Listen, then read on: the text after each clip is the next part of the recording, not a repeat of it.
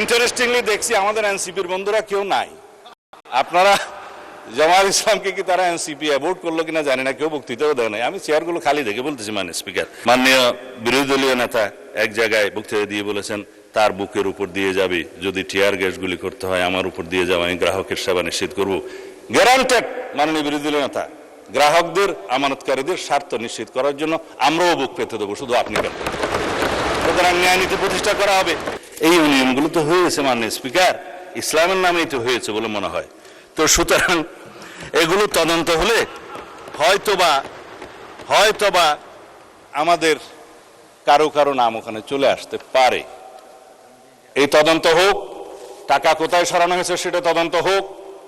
যেহেতু দাবি করা হয়েছে যে এস আলম গ্রুপের লক্ষ কোটি টাকা পাচার করার যে অভিযোগ তোলা হয়েছে, আমরা দাবি করছি মাননীয় স্পিকার, সমস্ত অর্থ পাচারের তদন্ত করা হোক, বাংলাদেশ ব্যাংকের নেতৃত্বে করা হোক, যারা বাংলাদেশের টাকা, মানুষের টাকা পাচার করেছে বিদেশে, সকলের বিরুদ্ধে তদন্ত করা হোক।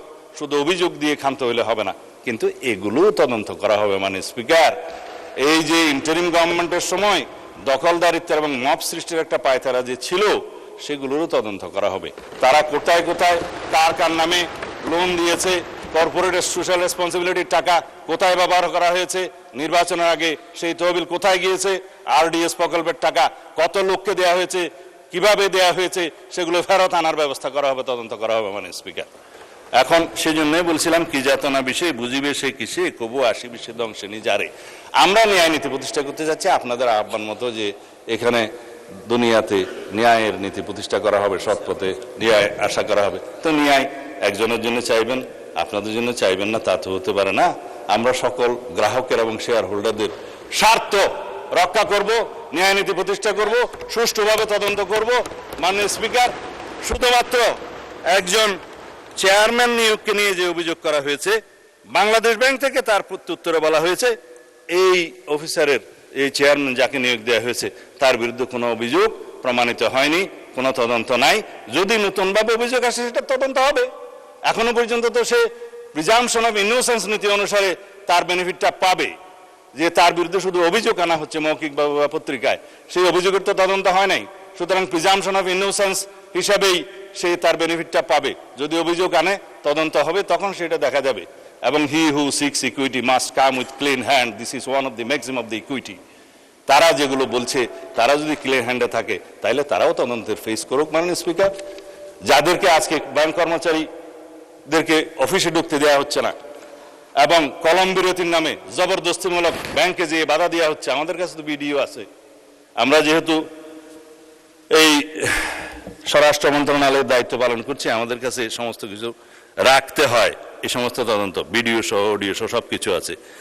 মাননীয় বিরোধী দলীয় নেতা এক জায়গায় বক্তৃতা দিয়ে বলেছেন তার বুকের উপর দিয়ে যাবে যদি টিয়ার গ্যাস গুলি করতে হয়, আমার উপর দিয়ে যাবে, আমি গ্রাহকের সেবা নিশ্চিত করব। গ্যারান্টেড মাননীয় বিরোধী দলীয় নেতা, গ্রাহকদের আমানতকারীদের স্বার্থ নিশ্চিত করার জন্য আমরাও বুক পেতে দেবো, শুধু আপনি কেন। সুতরাং ন্যায় নীতি প্রতিষ্ঠা করা হবে। আজকে ইন্টারেস্টিংলি দেখছি আমাদের এনসিপির বন্ধুরা কেউ নাই। আপনারা জামায়াত ইসলামকে কি তারা এনসিপি অ্যাভোট করলো কিনা জানি না, কেউ বক্তৃতাও দেয় নাই। আমি চেয়ারগুলো খালি দেখে বলতেছি মাননীয় স্পিকার। তবে এখানে একটা দাবি রাখি, অন্যায্যভাবে যাদেরকে চাকরিচ্যুত করা হয়েছে তাদের সবাইকে চাকরি ফেরত দেওয়ার জন্য একটা তদন্ত পরিচালনা করা হোক। আর যাদেরকে রাজনৈতিক বিবেচনা চাকরি দেওয়া হয়েছে তাদের কয়টা সঠিক নিয়োগ হয়ে গেছে সে বিষয়েও তদন্ত করা হোক। মাননীয় অর্থমন্ত্রীকে অনুরোধ করছি, Bangladesh bank as regulatory authority of the banks, central bank, তার যথেষ্ট ক্ষমতা আছে, ব্যাংক কোম্পানি আইনের ক্ষমতা দেওয়া আছে, সেই জন্য সেভাবে যায়। ধন্যবাদ মাননীয় স্পিকার। আমি এক সেকেন্ড।